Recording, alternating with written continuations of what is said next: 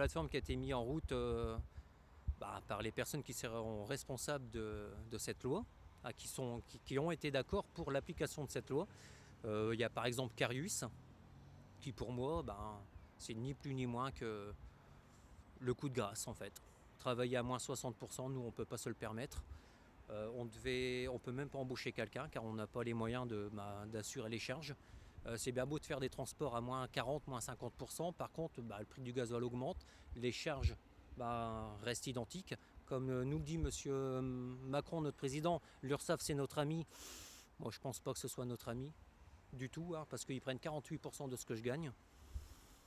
Donc j'ai envie de dire merci à monsieur Macron pour la mort des PME. Informer le public qu'une grève nationale aura lieu à Paris pour tous les ambulanciers de France, de tous les départements, pour protester justement contre l'article 80 qui bafoue un peu notre profession, concernant surtout le libre choix du patient qui sera inexistant, l'extinction des PME via les contrats, les remises qui seront faites via les appels d'offres sur les centres hospitaliers et qui a pour but en fait de donner une enveloppe à chaque hôpital en fait.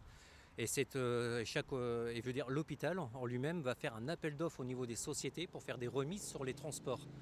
Or, pour nous, c'est la mort des PME car on ne peut pas s'aligner sur les grands groupes.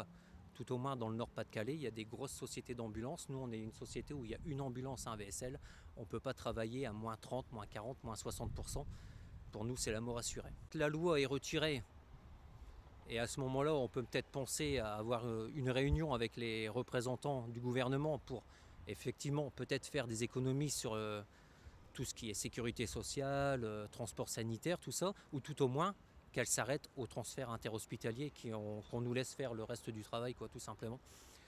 Parce que nous, on détient 2% des dépenses de la sécurité sociale, alors que par exemple, quand un médecin fait une prescription pour un transport, comme par exemple l'hôpital de Lille fait une prescription pour une sortie, cet hôpital-là reçoit 121 € de la sécurité sociale.